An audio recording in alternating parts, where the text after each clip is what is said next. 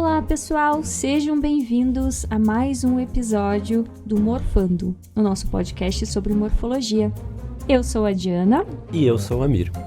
Se você acha que os ossos são estruturas rígidas e passivas, prepare-se para mudar de ideia. Hoje nós vamos falar sobre o tecido conjuntivo ósseo, que é uma peça-chave do nosso sistema esquelético. É isso aí, Diana. O osso, ele não é só suporte. Ele se remodela, responde a estímulos hormonais, abriga a medula e participa da homeostase mineral. É uma verdadeira central multifuncional do nosso corpo. Antes de aprofundar nessa parte celular, vale lembrar que o tecido ósseo pode ser classificado de duas formas. A primeira forma é uma classificação macroscópica, então pode ser classificada em osso compacto ou osso esponjoso. E de uma forma de classificação microscópica, a gente pode classificar em osso primário ou imaturo e osso secundário ou lamelar. O osso primário é o primeiro a ser formado, por isso, primário. Já o secundário, ele é mais organizado. Ele tem lamelas bem definidas e a arquitetura dele é típica de um osso adulto saudável. Então vamos falar sobre a matriz extracelular do osso. Essa matriz extracelular é a alma da resistência óssea. Então a gente divide ela em duas partes. A parte orgânica, que é mais ou menos 35% do osso, e é composta por colágeno tipo 1, mas também por proteoglicanos, glicoproteínas e glicosaminoglicanos. Já a parte inorgânica, que compõe mais ou menos 65% do osso, ela constitui sais como a hidroxiapatita, além de íons como bicarbonato, magnésio, potássio, sódio e citrato. É fácil da gente pensar na matriz óssea como se fosse um prédio de concreto armado. O colágeno, ele é o aço flexível, e a hidroxiapatita é aquele concreto rígido. Sozinhos, ambos são frágeis, mas juntos eles são muito potentes. Vamos lá então, é hora de conhecer os protagonistas celulares da peça óssea. Primeiro, células osteoprogenitoras. Elas são derivadas da mesênquima, ficam no periósteo e endósteo, especialmente em áreas de baixa oxigenação. Após o crescimento, entram em repouso como reservas celulares, ativando-se em fraturas ou inflamações. É fácil lembrar delas. Osteoprogenitoras. Progenitor é aquele que gera, então ele é a mãe dos osteoblastos. Vamos falar então agora sobre osteoblastos. Os osteoblastos produzem a matriz osteoide.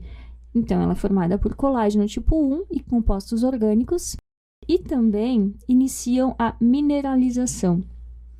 Os osteoblastos permanecem na superfície óssea e são difíceis de distinguir das osteoprogenitoras. A gente pode pensar neles como aquele pedreiro que a gente contrata de confiança para dar aquele retoque final, aquele acabamento fininho que molda o osso com bastante precisão. Bom, agora os próximos dois. A gente tem os osteócitos, que são basicamente osteoblastos maduros, que acabam ficando encapsulados em lacunas. Eles acabam se comunicando um com os outros por pequenos canais, que a gente chama de canalículas, que acabam detectando alterações mecânicas e químicas. Uma analogia que a gente pode fazer para esse sistema, a gente pode falar que são sensores inteligentes da estrutura óssea. Exatamente. E por último, a gente tem os osteoclastos. Eles são gigantes, com vários núcleos e vêm de uma linhagem monocítica. Eles são aqueles que quebram, eles fazem a reabsorção óssea, liberando enzimas e ácidos. Eles atuam principalmente nas lacunas que a gente chama lacunas de Hauship, morrendo por apoptose após o serviço. Ou seja, trabalham, vão lá, quebram, depois que quebram, se matam. Mas enfim, olha só, os osteoblastos regulam os osteoclastos. Eles liberam fatores de crescimento da matriz para ativar os osteoblastos e também osteoprotegerina, que inibem os osteoclastos. Bem, quando falamos de osso compacto, uma das principais estruturas que aparecem são o que a gente chama de sistema de Havers, ou osteons. Imagine eles como se fossem um cilindro microscópico. No centro, você tem o canal de Havers, por onde passam vasos sanguíneos e nervos. É o que garante a nutrição e a comunicação dentro do próprio osso compacto. Ao redor desse canal, a gente tem várias lamelas concêntricas que são como camadas organizadas de matriz óssea.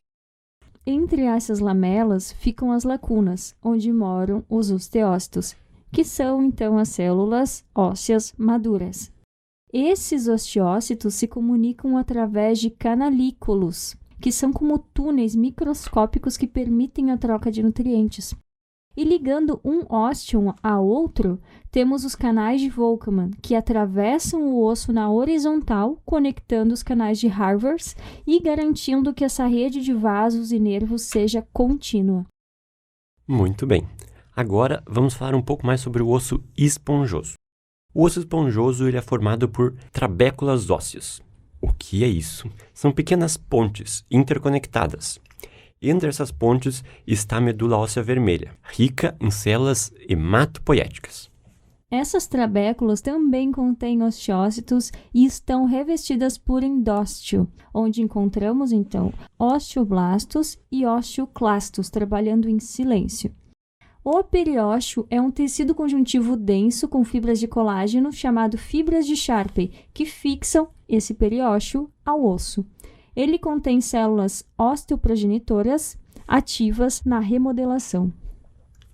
Do outro lado da brincadeira, a gente tem o endósteo, que é uma camada fina, interna, rica em osteoblastos e células osteoprogenitoras. Recobre todo o canal da medula e os canais de Havers. Vamos falar agora sobre vascularização, como ocorre essa distribuição de sangue para o osso. Além dos vasos nos canais de Havers e Volkmann, há vasos na medula óssea vermelha que alimentam as trabéculas e alcançam o periósteo. E sobre a remodelação óssea, Amir, você pode nos explicar? É claro que posso. A remodelação do osso ela ocorre o tempo inteiro. E ela é resultado de um equilíbrio entre formação e reabsorção. A formação do osso é de responsabilidade dos osteoblastos e a reabsorção, ou seja, a destruição, digamos assim, do osso é responsabilidade dos osteoclastos. E o que estimula esse processo de remodelação? Bom, para deixar o osso mais forte, então, a gente pode praticar atividade física, que vai fazer esse estímulo no osso para que ele aguente um pouco mais de impacto e de força. Mas atividade física, principalmente aquela resistida, que a gente chama, que é levantamento de peso, musculação. Essas são atividades físicas, principalmente, que estimulam mais a densidade mineral óssea. Outra situação também, principalmente em idosos. Quando a gente tem idosos que têm pouco músculo e pouco peso, a chance de ter osteoporose é muito maior. Então, por esse lado, pessoas com mais peso acabam tendo uma densidade mineral óssea um pouco maior. E do outro lado da moeda, a gente tem aquelas coisas que prejudicam essa remodelação. Ficar com o braço imobilizado por muito tempo, ou a perna imobilizada. Tabagismo, como em quase tudo. Desnutrição, como quase tudo. E em que situações que esse processo de remodelação acaba se alterando? Pode estar alterada em situações de osteoporose, onde acontece mais reabsorção do que a formação de ossos, né? Na osteoporose, a gente tem uma redução daquela densidade mineral do osso. Ou seja, o osso fica poroso, fica mais fraco. E por que ele fica mais fraco? Porque há um desequilíbrio nesse remodelamento. Ou seja, aquilo que é responsável pela formação, ou seja, os osteoblastos, não estão dando conta do trabalho que os osteoclastos estão fazendo. Ou seja, a demolição do osso está muito maior do que a própria formação do osso. E acaba deixando o osso assim mais fraco. E também na situação de osteomalácia, onde acontece a mineralização deficiente do osso. Todos esses conceitos que a gente falou são de fundamental importância na ortopedia, na endocrinologia, na reumatologia, na geriatria e muitas outras áreas da medicina. Impactam desde a recuperação de fraturas até a interpretação de uma densitometria mineral óssea. Então, da próxima vez que você olhar a lâmina de um osso no microscópio, se lembre, cada lacuna, cada cananículo e cada lamela tem uma função e uma implicação de suma importância na clínica, na vida real. Muito obrigado por ouvir esse podcast e até a próxima!